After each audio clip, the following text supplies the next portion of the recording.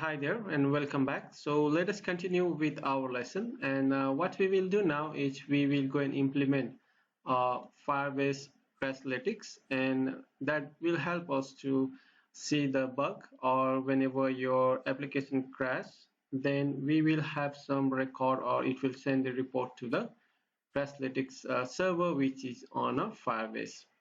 So let's go and implement this one. It's really helpful because when you release your application to the Play Store, or whenever you release your application for the production environment, you have to collect the crash analytics. So you have to collect all of the information that is crashing your application, and to fix that issue, we need to have certain information.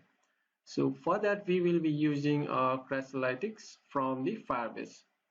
So let's go and implement how we can do that one. So first of all, we'll go and create a new project. And if you are not familiar to create a new project, maybe you are doing it first time, then you can just follow with me. And if you already are familiar with it, then you can just skip it. So first of all, let us give a name. I'll just give a name as Udemy. And I'll just Udemy, C-O-U-R-S, Udemy course. And just click on continue. And let me enable all of this, and I can select or create a new one. I'll just create a new one. For that one, I'll just say Udemy course course, and just click on save.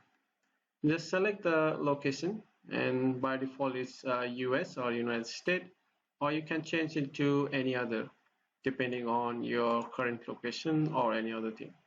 So I'll just create the project for now, and it will take some time. So I think it will take a few seconds to complete all of this. And for that, let me just go and open my application or Android Studio over here, and we need to implement some of the dependencies over here. So let's go back to the Firebase console, and yes, ready, and just click on continue. And we are over here, and our application or the project is ready, and we'll click on the Android from here, and we will provide our application name. That is, what is the application name is over here. So application ID, just copy this one, and let me go back to over here and paste it over here. And app name, you can give the name to do. This is optional, and you can also provide the debug or the signing the SH1 key, SHA-1 key, and it's optional, but it's required for some of the phone verification and all that stuff. So if you are using the phone verification, like we have option to do a phone verification and all of this, the signing stuff, so we have to make use of the SHA provide, or SHA1 that we have to provide over here. Otherwise, we are just using, for now we are just using our Crashlytics, then we can just skip that option. And let us, okay, so now we have to download the Google service.json file. Just click on this one to download it, and just click on next from here, and let me open this one, and it's over here. So I'll just cut this one from here, and let me go to the project section, and I'll just right click, and so in the Explorer, and just go inside this app and paste it inside over here. Okay, so don't paste it in the root directory, you should go to the app directory and paste it inside that one. And the next thing that we have to do is we need to copy all of this stuff. Just copy this one and go over here, and we'll go to the root project Gradle build, and I have to provide it over here. So at the end over here, and the next is I need, make sure you have a Google.